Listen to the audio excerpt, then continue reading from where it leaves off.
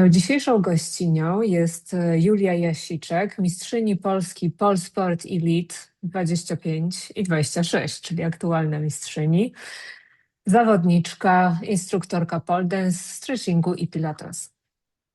Cześć. Cześć. Przeczytałam, że Twoja droga sportowa zaczęła się od baletu, lekkoatletyki i skoku o tyczce. Zgadza się? E, Ostatecznie związałaś swoją karierę sportową z pole dance, który trenujesz już ładnych parę lat, bo to chyba od 2017 roku. I dlaczego akurat ta dyscyplina skradła Twoje serce? No tak jak powiedziałaś, to moja droga sportowa jest od zawsze, mi towarzyszy w życiu sport. I właśnie ten balet to był ten pierwszy wybór, no i jeszcze przez rodziców oczywiście dokonany. Gdzieś tam za tym, co prezentowałam, moje predyspozycje. I też pamiętam, bo miałam parę latek, ale pamiętam, że to mi się bardzo podobało. Gdzieś tam później po tym balecie, jak poszłam do szkoły, szukałam sportu, żeby coś zacząć trenować, bo miałam takie poczucie, że ja muszę coś trenować. Okej. I tutaj właśnie padło na tyczkę. I to też jest ciekawy wybór, bo to w sumie tak trochę w naszym domu było, że córka znajomych rodziców, ktoś powiedział, że fajne zajęcia. No i żebym spróbowała, więc ja jakoś tak też trochę niechcący na tą tyczkę trafiłam. 3 lata trenowałam w Szczecinie tyczkę i nie ukrywam, że to jest taki mój w sercu najmilsze sportowe wspomnienie, że gdybym teraz nie trenowała ruchki, to w ogóle bardzo bym chciała tą tyczkę trenować. Aha. Jakoś tak mi super ta dyscyplina sportu podpasowała, no ale właśnie to był wiek szkolny, gdzieś tam zmiana z podstawówki na gimnazjum, więc jakieś takie zwykłe życie tą tyczkę nam odsunęło. Ja w ogóle później po latach poszłam na jeden trening jako już dorosła, żeby sobie przypomnieć, Mhm. żeby to poczuć, bo mówię, tak została to w moim serduszku. No a ten pole dance właśnie to był znowu wybór, tak jak ta tyczka, że ja znowu nic nie trenowałam tak systematycznie i rozpoczynając liceum, miałam w głowie myśl, że no potrzebuję stałych treningów. Troszkę właśnie chodził za mną taniec, po prostu jakiś taniec. Mhm. I tutaj miałam już na oku jedną szkołę, poszłam na zajęcia próbne, było wszystko fajnie. I tak wyszło, że w mojej nowej klasie poznałam koleżankę, która akurat zaczęła tą rurkę i powiedziała, no to chodź na jeden trening ze mną, zobacz jak to jest. Więc ja tak trochę te pieniądze, co miałam już przeznaczone na ten zajęcia z tańca, poszłam kupić ten karnet pole dance i to było właśnie w 17 roku. I tak zostałam. I te pierwsze Mhm. zajęcia okazały się takie super, że gdzieś tam zaczęłam sobie uczęszczać na nie regularnie. Na początku raz w tygodniu godzina i tutaj dla każdego, kto Mhm. zaczyna, to jest normalne zupełnie, więc się tu proszę nie biczować, że za mało ktoś trenuje, bo tak Mhm. każdy generalnie u nas zaczyna. I bardzo szybko ten początek u mnie poszedł, bo pierwszy rok trenowania od razu były zawody nasze wewnętrzne klubowe. Więc ja Aha. jako taki, no nie wiem ile, 4-5 miesięcy może trenowałam tą ruchkę. Wystartowałam w takich wewnętrznych zawodach, wiadomo, parę dosłownie uczestniczek, nasze własne Mhm. instruktorki były sędzinami i ja te zawody wygrałam, więc ten pierwszy sukces sprawił, że no poczułam takiego powera, takiego kopa, że to jest to, co ja chcę robić, czyli startować w zawodach. A myślisz, że te wcześniejsze właśnie Twoje przygody ze sportem jakoś Ci pomogły w tym pole dance? Myślę, że tak, że na pewno, ponieważ ja urodziłam się troszkę z większą gibkością niż gdzieś tam moje Mhm. rówieśniczki przeciętne, więc to na górze od razu na początku dało mi bardzo dużo możliwości, bo ta gibkość otwierała szerszy wachlarz figur. Tylko problem się pojawia z tym, że ja nie miałam w ogóle żadnej wytrzymałości siłowej do Mhm. tego, więc te treningi na początku no, były oczywiście prowadzone w bezpieczny sposób, bo ja bym chciała więcej, no ale nie mogłam jeszcze, bo nie byłam przygotowana siłowo, no bo ja właśnie wtedy nic nie trenowałam takiego, żeby mieć jakąś podstawę motoryczną, No tylko tak, miałam ten skok o predyspozycję po prostu. ten skok o tyczce to mi się kojarzy, że to jednak no, trzeba w tych rękach trochę siły mieć. żeby tam się w ogóle utrzymać, tak, Tak. na tej tyczce. Może coś tam zostało z tej tyczki, ale ja tę tyczkę trenowałam mając tam 12-13 lat, Aha, więc no tak, czyli jako no i dziecko w zasadzie. tak, Mhm. tak, więc to jeżeli coś zostało, jakaś sprawność ogólna, no to tak, ale te zakresy były od początku, mówię, czymś, co takie dla mnie było fajne, no bo po prostu dużo figur mi wychodziło od razu i to też jest na początku trudne, że te prostsze figury wychodzą szybko z treningu na trening, a im dłużej się trenuje, tym się nagle okazuje, że trzeba trenować jedną figurę parę miesięcy, a nawet i lat, żeby coś wyszło. No pewnie. A po tych pierwszych zawodach to byłaś już taka na 100% przekonana, że ta rurka to jest jednak to i że chcesz iść dalej i dalej i właśnie wygrać te Mistrzostwa Polski docelowo, czy jednak jeszcze tak spokojnie do tego podchodziłaś? No tak zawodowo podejście do zawodów to w ogóle bardzo późno mi gdzieś tam już Mhm. na 100% weszło, bo ja dopiero po paru latach teraz, ostatnich latach w ogóle chyba zrozumiałam czym jest zawodowe życie w poledance'ie. No bo ja wtedy wygrywając te zawody wewnętrzne, no to mówię, poziom był szkolny, tak bardzo Mhm. taki między nami. Ja po prostu poczułam, że lubię scenę, że ta adrenalina związana ze sceną jest czymś, co gdzieś tam mnie napędza. I ja sobie zaczęłam szukać od razu jakiegoś kolejnego startu, gdzie mogłabym się zgłosić. I właśnie to było wtedy po paru miesiącach i dało się zgłosić już tylko na jedne zawody. Ja w ogóle nie wiedziałam, co to są za zawody i tam trzeba było zapłacić wpisowe. Nie było jakby kwalifikacji na kategorię artystyczną, amatorską. Właśnie ja wtedy jeszcze nie byłam pełnoletnia, więc jeszcze to była kategoria Mhm. juniorska. No i ja się w ten sposób zapisałam na moje pierwsze Mistrzostwa Polski niechcącym. E, na które właśnie jechałam z rodzicami, więc to było już w 2018 roku, ale jeszcze przed moimi 18 urodzinami właśnie się zdążyłam jakby załapać. Więc to był junior, amator, artistic, też już tam było parę osób w kategorii, już troszkę więcej. No i ja te zawody też wygrałam. Więc to było potwierdzenie gdzieś tam tego, co chciałam osiągnąć. Może inaczej, ja nawet nie jechałam tam wygrywać, no bo to były moje pierwsze zawody w ogóle na scenie dużej. Mhm. I ja dopiero w trakcie tych przygotowań, można powiedzieć, zrozumiałam, że jadę na Mistrzostwa Polski, no bo okazało się to tak, no mówię, ja nie miałam świadomości zapisując się. Mhm. No i w kategorii amatorskiej wiadomo, jest miejsce już jest więcej miejsca na błędy, więc ja tak naprawdę sobie tą scenę dopiero na tych zawodach zaczęłam widzieć, jak to wygląda, jak to powinno wyglądać. Mhm. Więc to był taki przełom tak naprawdę dla mnie, no bo doświadczyłam dużej sceny, dobrze mi poszło i od tamtej pory myślałam już o tym, że faktycznie w tą stronę chciałabym iść.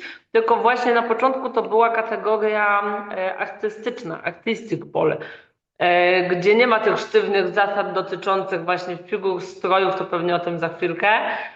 Tylko to No są właśnie, występy. może powiedz właśnie, jakie są te kategorie, no bo tak myślę, przeciętna osoba, no to po prostu wie, że jest pole dance i to wszystko, Dobra. a No to to właśnie jednak jest więcej. jasne. Podstawowy podział to jest właśnie artistic pole, pole sport i exotic, można tak to ująć.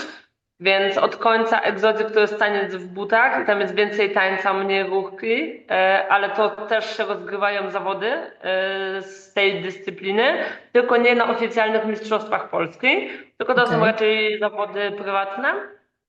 Na Mistrzostwach właśnie Polski i dalej świata mamy dwie kategorie, to są właśnie te artystyczne i sportowe. I w Artistic Pole nie ma żadnych figur obowiązkowych, nie ma żadnych elementów obowiązkowych, Mhm. tylko to jest twój przekaz, musisz zatańczyć oczywiście na górze, na podłodze, przejścia pomiędzy ruchami. Na każdych zawodach jeszcze dopowiem są dwie rury. Jedna jest statyczna, druga jest obrotowa i musisz swój performance zaprezentować na obu tych sprzętach. Występ trwa od 3:30 do 4 minut, właśnie w zależności od kategorii wiekowej i poziomowej. No i właśnie w tym Artistic Pole nie masz żadnych ograniczeń. Można mieć rekwizyty, muzyka Mhm. jest dowolna, masz przekazać to, co chcesz, swoją historię, tak? A w tej kategorii sportowej, i to jest właśnie kategoria, w której ja tańczę już teraz 5. rok, mamy figury obowiązkowe, które wybieramy z kodeksu figur. Te figury są bardzo restrykcyjnie opisane, Ja wybierając figurę mam opisany na przykład kąt w szpagacie, który muszę zrobić, żeby Okej. była zaliczona. Linię, jak muszę być ustawiona, żeby to było zaliczone, czyli na przykład całe ciało musi być prostopadle do podłogi, tak? Jeżeli jest Aha, kąt okej. lekki w górę, w dół, to już jest niezaliczona figura. Więc my wybieramy te figury pod tym właśnie rygorem.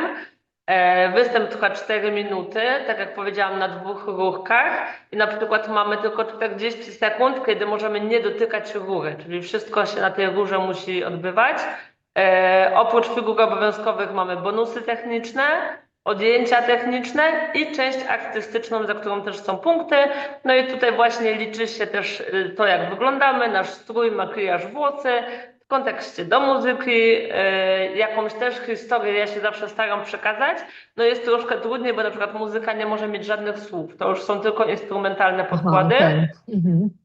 Ale temat występu, tak upraszczając, ja też sobie zawsze wybieram właśnie, żeby ten strój z muzyką i z tym moim stylem tańca, jaki wybieram na ten sezon, żeby to wszystko korespondowało ze sobą. Super. A jak w ogóle wygląda punktacja?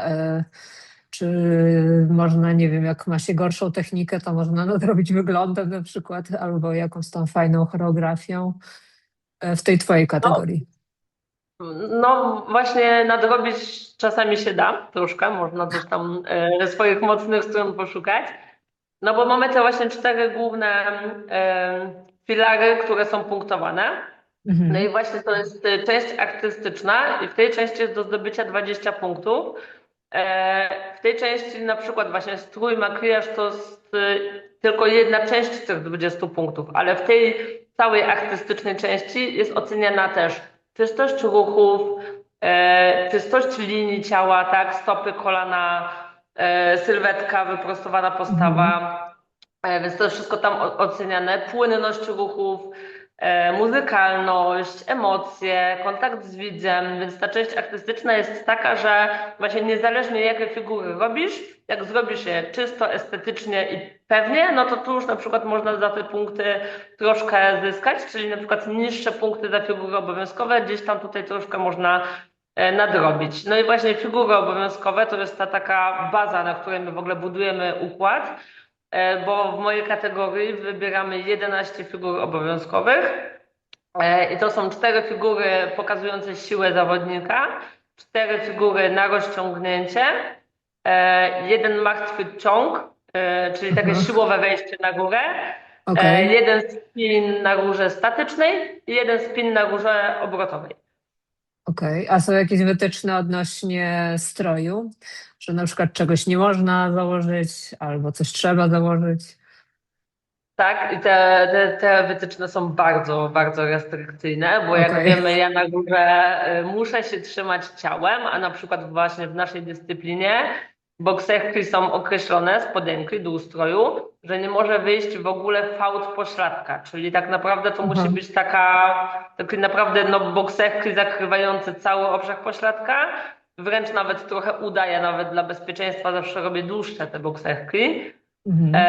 I tak samo linia miednicy cała jest zasłonięta i tam są w centymetrach podane, tak, że do kości na przykład miednicy muszą Okej. być zasłonięte cały obszar, tak, miednicy.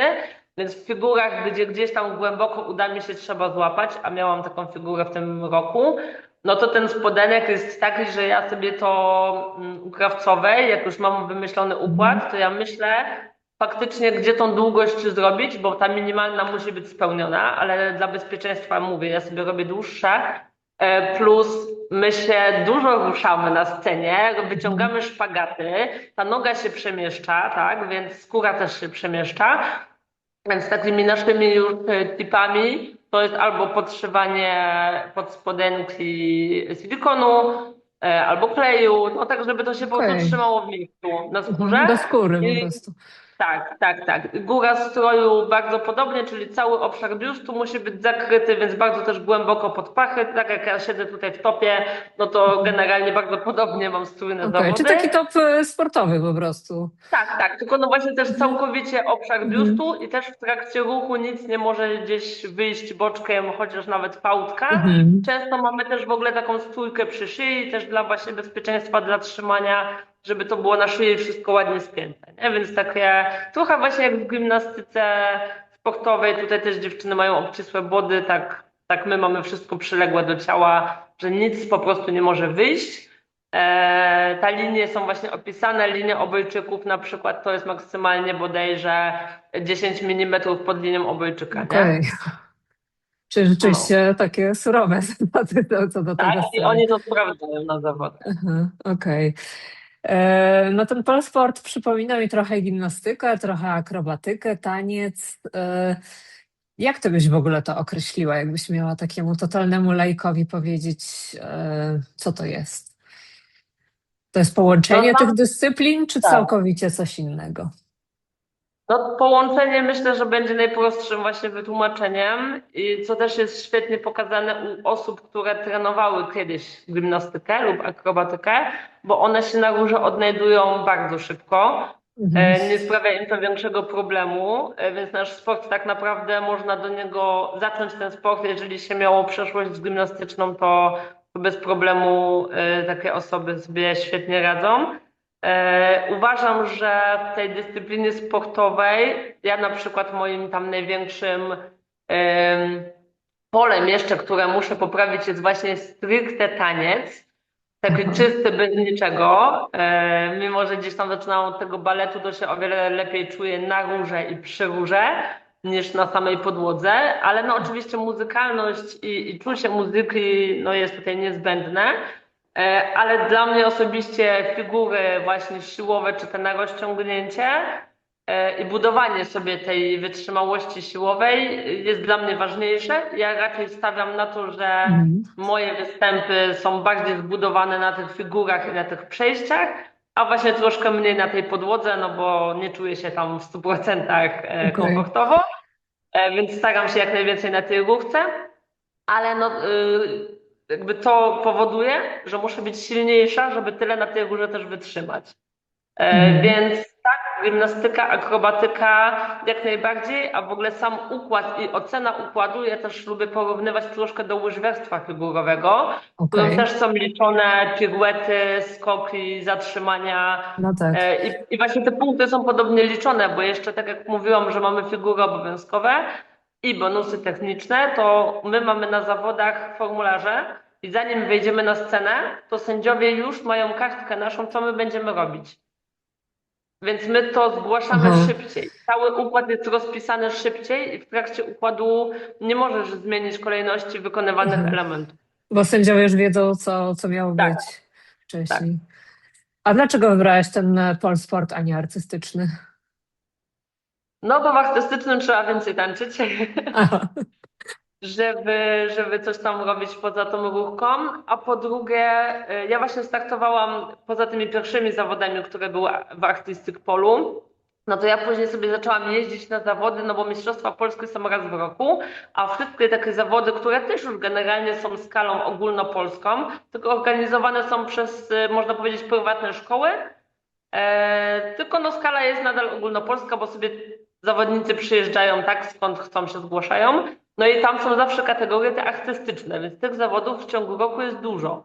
Mhm. Więc ja się zgłaszałam na te zawody, jeździłam tam na kategorie właśnie półprofesjonalne, profesjonalne i tam nawet z paroma sukcesami, ale miałam poczucie, że na tych zawodach artystycznych no o wiele jest trudniej wejść w jakiś klucz, można powiedzieć, no bo zawody artystyczne jednak troszeczkę są oceniane bardziej subiektywnie i czasami temat, który wymyślisz, po prostu nie trafi do sędziego i no po prostu ktoś by wolał bardziej dynamiczny układ żywy, a nie Mhm. na przykład te bardziej melancholijne i liryczne.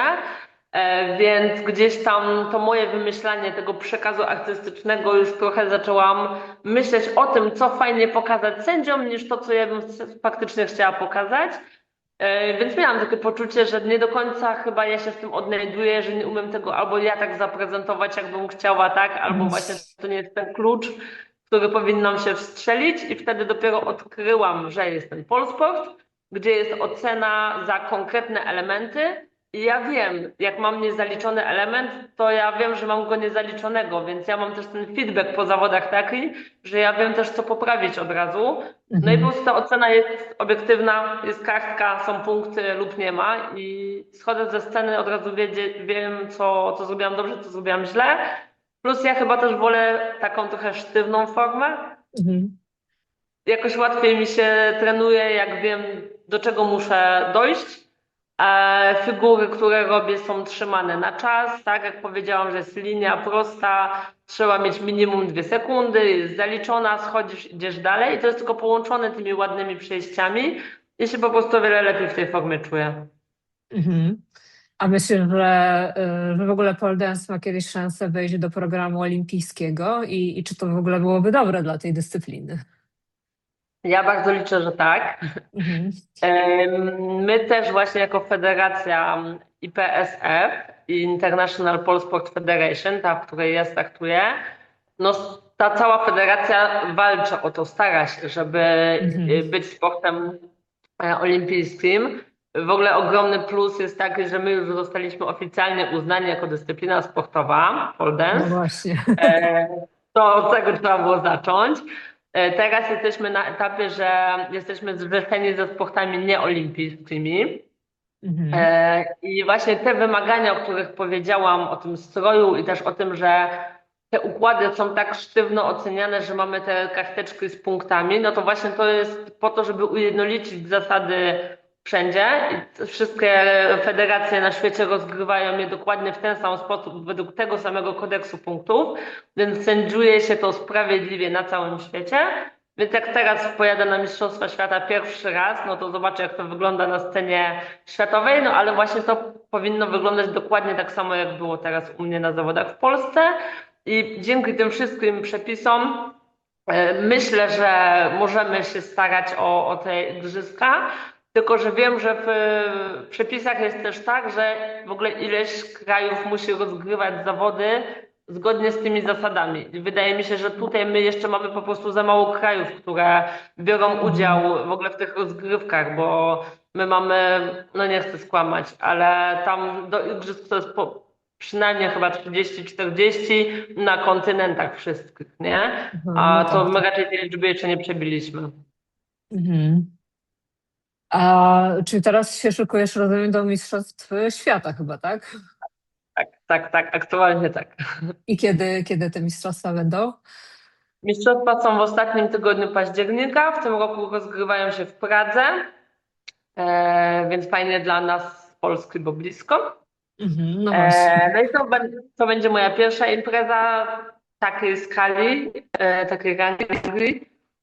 Też się bardzo cieszę, bo my ze Szczecina jedziemy z trenerką i z jeszcze jedną moją koleżanką, ponieważ ja zajęłam pierwsze miejsce na Mistrzostwach Polski, a Lina zajęła drugie miejsce na Mistrzostwach Polski Mhm, i 2 pierwsze miejsca się kwalifikują na Mistrzostwa Świata. okej.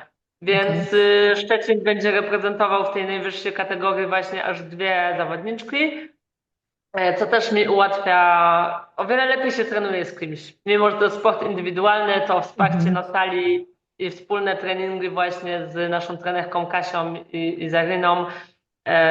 No po prostu fajnie się szykuje do tych zawodów. Nie jesteśmy takie gdzieś tam same sobie, tylko mamy to wsparcie. No właśnie chciałam się zapytać, jak wygląda takie profesjonalne przygotowanie do zawodów, taki trening, no bo masz swoją trenerkę, która rozumiem jest bardziej od rurki, tak? Ale czy trenujecie też na przykład jakoś tak na siłowni, żeby tą siłę zbudować większą, jakiś taniec, no nie wiem, coś dodatkowego jeszcze?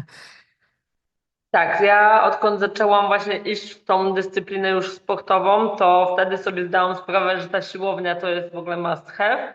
I Mhm. poszłam do trenera przygotowania motorycznego sobie na treningi w Szczecinie i właśnie współpracuję ze Stasiem, no właśnie z 4 lata to już na pewno.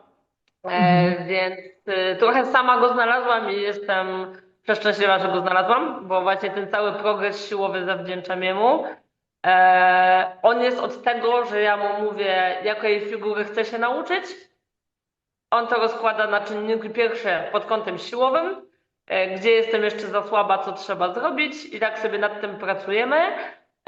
Kasia to jest właśnie moja trenerka od rury, tutaj na sali u nas w szkole i właścicielka. Mhm. I z nią właśnie w ogóle wybieramy te figury, tak? Ona też dopasowuje te figury pod moje umiejętności, wiemy mniej więcej tak, w czym jestem lepsza. Więc sobie tutaj szukamy na sali tych figur i proces jest taki, że im dalej do zawodów, no to tym jest większa swoboda jeszcze szukania. I przez to, że te Mistrzostwa Polskie były w kwietniu, więc my ten układ miałyśmy gotowy, tak? On jest od kwietnia tak naprawdę gotowy. Okej. Ja do Mistrzostw Świata sobie będę go tylko trochę modyfikować, no bo właśnie chciałabym pokazać jeszcze coś więcej, coś lepiej, ale bazę mam tą samą, więc jeszcze teraz jak rozmawiamy, ja jestem na etapie, że dosłownie kończę wybierać figury i jeszcze sobie sprawdzam, czy na pewno to będzie ta, a nie inna figura.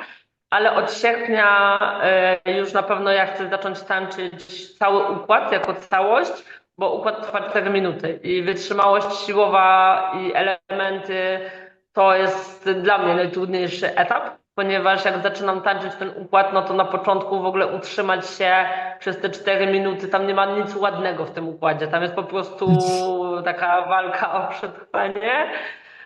Gdzieś tam te stopy, kolana, ta czystość to jest, na razie tego nie będzie, od razu mówię. Mhm. Więc zaczynamy tańczyć właśnie 2 miesiące na pewno do zawodów, właśnie nawet 3, żeby to już było tylko tańczenie układu. I takich treningów w tygodniu ja robię wtedy około 2 razy w tygodniu. 2 razy w tygodniu mam siłownię. W międzyczasie na przykład trzeci trening jeszcze teraz to jest właśnie taki trening elementów samych, połączeń figur. I jeszcze gdzieś tam jest ta przestrzeń, żeby sobie coś tam pojedyncze rzeczy szlifować, ale no mówię, nadal ta wytrzymałość jest tutaj już tym priorytetem za chwilę.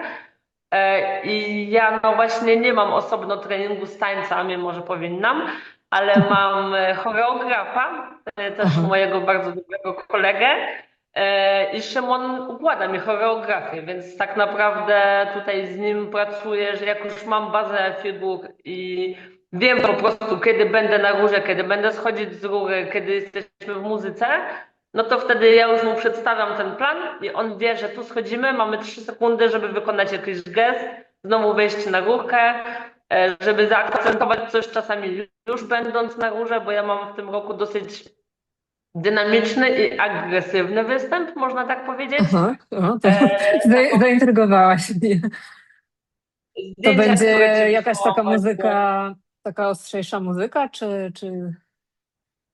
na czym to polega? Mm, No tak, będzie szybsza na pewno muzyka, taka dynamiczna i taki właśnie ten mój temat przewodni w tym roku to jest, ja mam strój Moro i Aha. gram trochę takiego człowieka, który ucieka w dziczy przed zwierzęciem i właśnie w tej muzyce są takie odgłosy walki trochę, te Okej. właśnie dźwięki ryczenia i tam się rozgrywa taka walka, Mhm. żeby to móc zaprezentować jako całą historię oczywiście, która się też na końcu właśnie jakoś kończy, ale to jak obejrzycie mój występ, to zobaczycie.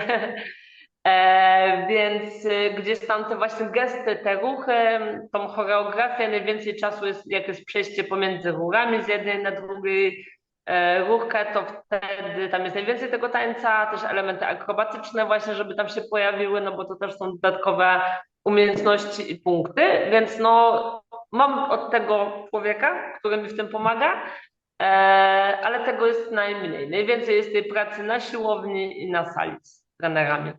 Mhm. A dla ciebie najtrudniej jest przygotować ciało, czy jednak taki mental, żeby po prostu tą głowę sobie przed tymi zawodami jakoś tam dobrze ustawić, bo to na pewno jest stres, myślę, duży. No, do Mistrzostw Polski, no bo to jest doświadczenie, jakie mam na razie. Jak startowałam, no to zawsze to jest praca z ciałem głównie. Mhm. Głowa gdzieś tam w tych ostatnich tygodniach zaczyna troszkę inaczej pracować, ale raczej ja mam nastawienie takie, jestem bardzo sfokusowana na celu i ja każdy dzień traktuję jako, no właśnie, drogę, że przybliżam się do tego celu, więc skoro ja wykonuję tą pracę, którą zaplanowałam, że muszę ją zrobić, żeby dojść do tego celu, no to jestem spokojna, no bo robię wszystko, co mogę zrobić, Mhm. żeby to wyszło dobrze. Jak to wyjdzie, to się okaże dopiero na scenie, więc pod tym Mhm. kątem ja po prostu robię swoje. Nigdy nie jesteśmy w stanie przewidzieć, co zaprezentują inne zawodniczki, no bo to jest w naszym sporcie, tak to działa. Ja robię najlepiej jak potrafię, ale ktoś, kto też startuje, też chce to zrobić najlepiej jak potrafi. Więc no na to wpływu nie mam. Dlatego moim celem zawsze jest zatańczyć tak dobrze jak na treningu, bo zazwyczaj no, na treningach tańczę te najlepsze przeloty pod sam koniec. Więc mam takie poczucie, jeszcze nie miałam sytuacji, żeby tak nie było, że tuż przed zawodami jest próba generalna, tak? Mamy na sali. Mhm. Zazwyczaj to jest próba, że ja wiem, że ja jestem przygotowana i że jadę z dobrym materiałem, wszystko wychodzi, jestem spokojna i też po to tańczymy tyle razy ten układ, że tak naprawdę na scenie, kiedy się zaczyna stres, to już jest tak ciało nauczone tego, że to jest po prostu już taki automatyzm totalny, nie? Że jak nawet gdzieś tam się troszkę ręka w tym roku poślizgnie, delikatnie, nawet prawie, że niezauważalnie, ale ja już to poczułam, że ta rączka troszkę się ześlizgnęła, to ja nawet nie miałam sekundy, żeby o tym pomyśleć, bo tam nie ma na to czasu, tylko ciało pamięta, co ma robić dalej, więc to takie jest mikrosekundowe wybicie Mhm. i tak szybko przelatuje, no bo ta rutyna trwa dalej. Do Mistrzostw Świata nie wiem, jak będzie z głową, no bo pierwszy raz jadę, więc wiem, że to jest większa impreza, ale mam raczej teraz takie nastawienie, że ja po prostu jadę tam zatańczyć układ tak samo jak na Mistrzostwach Polski, tylko się zmieni ilość osób na widowni pewnie. Tak zakładam. No, pewnie, pewnie tak, pewnie będzie więcej osób. No ale pewnie też no myślę, że to jest jakaś taka cecha charakteru i może osobowości, że no jedni jakoś tak em, lepiej sobie radzą jednak na tej scenie niż inni, tak? No bo tu jak mówiłeś, że tam rączka się gdzieś Mhm. tam ułoży nie tak jak trzeba, no to kogoś to już może totalnie rozwalić, a ktoś po prostu Tak. się wbierze, zmotywuje i pójdzie dalej, nie? No, więc pewnie to jest też taka indywidualna trochę cecha. No chyba tak, nie? I my na przykład też na sali trenujemy, ja też to bardzo lubię. Im bliżej zawodów, tym gdzieś tam staramy się odwzorować te warunki, jak są na scenie, w sensie, że już na przykład ktoś patrzy na nasze treningi, że robimy sobie taką małą Aha, publiczność, okej. żeby już ten element stresu delikatnie wywołać. Nawet, wiesz, tańczymy przed prowadzeniem zajęć, no to już te nasze kursantki siedzą i sobie obejrzą ten występ parę razy. Ja też dlatego lubię planować te treningi z tańczeniem im bliżej są zawody, że jest Mhm. konkretna godzina, bo na zawodach wyczytują cię na scenę o konkretnej godzinie i ty musisz być na tą Okej. godzinę gotowa. Więc też właśnie nasza trenerka nam tak robi, żeby ten stres troszkę już tu zaczął pracować, że my wchodzimy na trening i Kasia mówi, że ja tańczę o godzinie 10:53. I ja się muszę rozgrzać i przygotować i być gotowa do wejścia na salę o 10:53 na przykład, Mhm. nie? Okej. Na mnie A to są, działa po prostu. mhm. Okej. A są takie figury, elementy, których się jakoś tam bałaś, bo one długo nie wychodziły i jakiś, po prostu do jakiegoś takiego muru doszłaś i nie mogłaś tego zrobić, no ale w końcu się udało. Takie, wiesz, figury, no może niekoniecznie twój popisowy numer. Mhm. Wiesz co, no moją figurą taką teraz najważniejszą to jest flaga. Mhm. E, Jak to I wygląda? jak to wygląda? No. Human flag, czyli dwoma rękami trzymamy się ruchy i całe ciało jest poziomo do podłogi. Mhm. Tak, czyli jak Ja flaga po prostu. tak, no generalnie jak flaga. Ja wykonuję jeszcze wariant troszkę prostszy, nie ten najtrudniejszy, czyli mam Mhm. jedną nogę zgiętą pod kątem 90 stopni, stopa przy kolanie, a druga noga jest w pełni prosta, czyli to się nazywa flaga passe, to tak baletowo właśnie. Mhm. Eee, I to jest figura za 0,9 punkta, a pełna flaga jest za 1 punkt i właśnie 1 punkt to jest u nas najwięcej, ile można zdobyć za figurę. Okej. I ten element był dla mnie takim elementem, no, że marzyłam po prostu, żeby dojść do tego, żeby móc ją wykonać. No i tutaj właśnie wchodzi Stachu i trening motoryczny, bo w tym roku pierwszy raz robiłam flagę na scenie, a uczę się jej 3 lata. Mhm.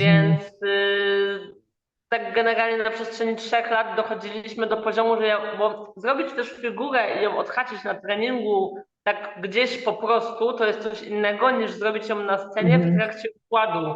No Bo pewnie. wiadomo, że my te najtrudniejsze elementy wybieramy, żeby one były na początku układu, tylko że no jak układ trwa 4 minuty, to tam za dużo rzeczy, wszystko by musiało być na początku, żeby było Mhm. proste, a siłą rzeczy też się gdzieś tam przeciągnie kawałeczek dalej. Więc jestem bardzo zadowolona z elementów, które kiedyś właśnie musiały być na początku, bo były trudne, a teraz już się przesuwają coraz dalej, no bo już tak długo już je robię, że śmiało mogę sobie gdzieś tam je zrobić dopiero na 2 minucie czy 3, bo wiem, że nadal dam radę. Więc ta flaga jest tym elementem, który no pierwszy raz zrobiłam na scenie i jestem z niego zadowolona i będę na pewno powtarzała na Mistrzostwach Świata też ten element. Ale na przykład z figur, które, no właśnie tak jak wcześniej powiedziałam, że trenerka mi sugeruje figury, które mogłabym zrobić, no bo właśnie zna moje predyspozycje, a ja czasami tak patrzę na tą figurę i mówię, no nie, no tak, no nie do końca wierzę, że mi się uda, no ale właśnie wtedy trenujemy razem po to, żeby ona te wszystkie pomysły, jak ja mam to zrobić, co trzeba na przykład rozciągnąć, żeby to lepiej wyszło. No to w tym roku też taki jeden szpagat nowy, który został wybrany, no to uczyłam się go od podstaw. Na początku, jak zawsze, jak każdy, no po prostu było trudno, wszystko bolało, w nowych miejscach bolało, bo góra ogólnie boli zawsze i każdego i to Mhm. im dłużej trenujesz, po prostu masz większą tolerancję. Ja też po prostu wiem, że nowa figura będzie bolała i muszę zacisnąć zęby i się do niej przyzwyczaić na nowo. Więc czasami nawet ograniczeniem nie jest jakaś tam właśnie siła czy zakres, tylko po prostu fizycznie ból, no bo ruchka wchodzi w nowe miejsce. Mhm. A twoja taka figura, którą byś nazwała popisowym elementem, że po prostu jesteś najlepsza w niej? No to właśnie to będzie moim ulubionym elementem to jest albo obrót dynamiczny na górze statycznej, więc ciężko Mhm. jest mi to wam wytłumaczyć, bo Trzeba na górze zobaczyć. tak, to trzeba zobaczyć, bo rurka statyczna po prostu polega na tym, żeby się na niej zakręcić, trzeba ciało wprowadzić w rotację, więc no, my robimy po prostu nabieg, tak? Trzymam się ręką, sobie biegam dookoła tej rurki, można tak to Mhm. uprościć. I to jest wejście siłowe do figury, która się nazywa handspring i cały ten element, co się nazywa Phoenix. To jest taki mój ulubiony element, a siłowo też figura, która mi zawsze wychodzi i też ją bardzo lubię, to jest tak jak wcześniej mówiłam o deadlifcie, czyli siłowym Mhm. wejściu na górkę. To mam też po prostu swój ulubiony wariant tego deadlifta, który robię czyściutko, za każdym razem mi wychodzi, też mi za każdym razem go zaliczają. Więc po prostu ze zwisku klatką do sufitu, nogami w dół, ja siłowo wciągam całą sylwetkę do pionu do góry nogami. Okej. Powiedz, czy żeby osiągnąć taki poziom mistrzowski, co jest tu najważniejsze? Talent, taka konsekwentna praca, dyscyplina, siła, co jeszcze? Wszystko naraz No, może. no właśnie, ja trenuję pole dance, pole sport, zaczynając, tak jak powiedziałam, trochę no bez takiej bazy stricte, która by się nadawała do tego pole dance'u. Mhm. I ja po prostu To wszystkie te może ruchy, talent jednak jest tutaj taki może to być naturalny. słowo talent, ale wydaje mi się, że talent u mnie się skończył w momencie, kiedy ja zaczęłam jeździć na te zawody pole sportu, bo tam na pierwszych zawodach miałam 5. miejsce, tak? Ja dopiero zobaczyłam w ogóle o co chodzi i ja się wtedy szykowałam do tych zawodów, no tak sama, w ogóle sama z siebie, nikt mi nie pomagał, nie wiedziałam o co chodzi. I wtedy ten talent się kończy, jak już coś ci tak trochę wyszło, Mhm. i wtedy się zaczyna dyscyplina i uważam, że dyscyplina i konsekwencja to są chyba te najważniejsze rzeczy, bo można nie mieć jakiejś zdolności motorycznej, ale można ją wypracować. To też będzie przykładem, ja no będąc dzieckiem siadałam na szpagat, no bo chodziłam na ten balet, ale jako już nastolatka i dorosła, ja nie miałam szpagatu, jak zaczynałam pole dance, Mhm. więc ja od podstaw jako dorosły człowiek zaczynałam się do tego szpagatu znowu rozciągać, do tych wszystkich zakresów. I jak ja zaczynałam pole dance, to ja też nie potrafiłam wykonać jednej pompki poprawnie, nie mówiąc o Mhm. podciągnięciu. Tak, więc i tutaj często dziewczyny przychodzą do mnie na zajęcia i mówią to samo, że ja jestem za słaba. Ja mówię, no super, ja też byłam za słaba. Tylko trzeba zacząć nad tym pracować. I jeżeli chcesz to robić i sobie uświadomisz, gdzie masz te słabe punkty, co trzeba poprawić i zaczynasz to robić konsekwentnie, to zaczyna działać. I ja się teraz z czasem właśnie te ostatnie lata, jak zaczynam po prostu zdobywać te osiągnięcia, o których marzyłam, no to ja po prostu z roku na rok robię coraz więcej, a nie gdzieś tam, że raz mi przyszło, to ja to potrafię. Właśnie to będzie ciągła praca i dla mnie powiedzenie, że figura, żeby zrobić jedną figurę, to ja potrzebuję 3 lata ćwiczyć, no to teraz już dla mnie to jest okej. Ja wiem, że okej, to ja za 3 lata zrobię kolejną figurę, którą się Mhm. pochwalę i aż się nie mogę tego doczekać. Jakby dla mnie ten proces jest najfajniejszy, ale to wymaga dyscypliny. Tylko problem polega jeszcze na tym, że dla jednostki, dla mnie osobiście, no fajnie, ja to mogę zrobić, ale jesteśmy dorośli, żyjemy w jakichś społeczeństwach, w rodzinach. Ja żyję z moim narzeczonym i teraz wszyscy są dookoła dostosowywani do tego, co ja muszę Mhm. zrobić to życie dookoła, tak? Więc Tak. to fajnie, że ja sobie bym mogła sama to robić, ale teraz jeszcze wchodzi w to życie prywatne, praca, Mhm. połączenie to z treningami, z właśnie po prostu zwykłym utrzymaniem się, no i jeszcze z jakimś życiem, żeby mieć czas na prywatne zajęcia. I jak to połączyć? Znaleźć osobę, która to rozumie, Aha. że jak ja wchodzę w ten tryb przygotowań, no to wtedy trochę już nie ma kompromisów. E, Jest takie, jeżeli ja muszę spać o 22 i nie wiem, no wstać o danym dnie, zjeść kalorie tyle, ile mam wyliczone i to wszystko gdzieś tam w międzyczasie ugotować, pójść do pracy, no to my się już na tyle poznaliśmy, że mój Adam wie, kiedy trzeba mi pomóc, kiedy trzeba się nie odzywać. A kiedy po prostu zaplanujemy sobie, że będzie czas wspólny i tak to działa, po prostu jest trochę mniej takiej spontaniczności, mogłabym powiedzieć. Czy zawodniczki pole dance mają specjalną dietę? Nie wiem, czy wszystkie. Ja mam dietę dostosowaną, no, intensywność treningów, więc wiadomo, że po prostu jak sportowiec na siłowni jem więcej białka, a moja dieta głównie jest dlatego, że pole dance jest sportem, gdzie dźwigamy własną masę ciała, Mhm. więc jak jesteśmy lżejsze, to będzie mi łatwiej utrzymać dane elementy. Więc ja wychodzę z założenia, że w trakcie przygotowań jestem na jakiejś tam danej liczbie kalorii, żeby po prostu się dobrze czuć, dobrze trenować.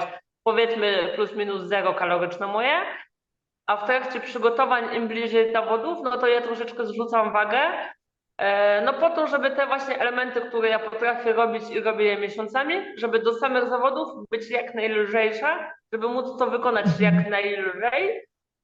Więc to mam też właśnie wyliczone, taką redukcję przed zawodami, żeby skończyć ją jeszcze przed zawodami, żeby jeszcze do samych zawodów oczywiście już nie tracić energii znowu, tak? Żeby jeszcze mieć siłę, żeby ten układ zatańczyć. Więc u mnie to jest lekka redukcja i na razie to działa. Też tak 3 lata już pracuję, żeby po prostu przed samym startem troszkę zrzucić. Nie robię tego dlatego, żeby waga się zgadzała, bo my nie mamy żadnej wagi. Mhm. Nie Nie ma dla kategorii poglądu, wagowych. nie ma. Nie ma, nie ma. Tylko dlatego właśnie, że mi się będzie lepiej tańczyć. Mhm. A jest jakiś taki typ sylwetki, który jest szczególnie pożądany właśnie w pole dance, czy po prostu każda dziewczyna może startować? Wiesz co, jak ja oglądam występy, no to tutaj właśnie ja zauważam taką zależność, że trochę jak w gimnastyce, czyli im ktoś jest niższy, tym ma Mhm. krótszą dźwignię do utrzymania. I Czyli faktycznie łatwiej. tak, tak, jak niższe zawodniczki Mhm. widzę, no inaczej, często osoby będące w tym topie to są raczej niskie zawodniczki, więc to na pewno. Zdarzają się oczywiście dziewczyny wyższe, to też w ogóle wtedy pięknie wygląda. Ja uwielbiam linię ciała, jak ktoś jest wysoki, taki długi, Mhm. ale raczej te niższe zawodniczki, ale poza tym to każdy może próbować, no bo to właśnie tylko zależy od tego, ile my pracy w to włożymy, Mhm. tym własnym ciałem popracować, tak? Ale też sylwetka pole dancerki, która faktycznie ćwiczy siłowo, na pewno opiera się na tym, że mamy górną część ciała mocniej rozbudowaną. Gdzieś tam te barki i plecy rosną szybciej według mnie, bo cała siła naszych figur opiera się Na na rękach. dźwigniach na górnej partii, tak? Więc to są plecy, ramiona, brzuch, no a nogi tak naprawdę i cały dół to tyle co do zakresów szpagatowych, nie? Mhm. A czy pole dance jakoś zmienił twoją relację z ciałem, że na przykład teraz się czujesz atrakcyjniejsza, fajniejsza i tak dalej? Oczywiście, że tak. Mhm. Pole dance jest właśnie o tyle fajny, że każdy, kto przychodzi tak hobbystycznie na pierwsze zajęcia, no to od Mhm. razu tak naprawdę musisz mieć krótkie spodenki i jakiś tam topik, nie? Więc na Mhm. początku to widać, że to nie jest idealna, komfortowa sytuacja na samym początku dla każdego. Dla mnie też nie, mimo że no nie miałam żadnych gdzieś tam problemów i zaburzeń i raczej odbierałam się tak, że wszystko akceptuję, to jednak gdzieś tam bycie na treningu w krótkich spodenkach z gołym brzuchem czasami po prostu było No. niekomfortowe. Mm. I trzeba było się tego nauczyć. To, że każda z nas ma fałdkę na brzuchu, jak usiądzie, jak się schyli, to jest zupełnie normalne. I naciąganie tych spodenek, żeby tylko tego nie było widać, no po prostu z czasem trzeba gdzieś tam to zaakceptować, to po prostu mijasz czasem, przestajesz to zauważać. No a jak trenuję już teraz tak dłużej na siłowni i w ogóle, no to tak, ta sylwetka mi się bardzo ładnie zbudowała.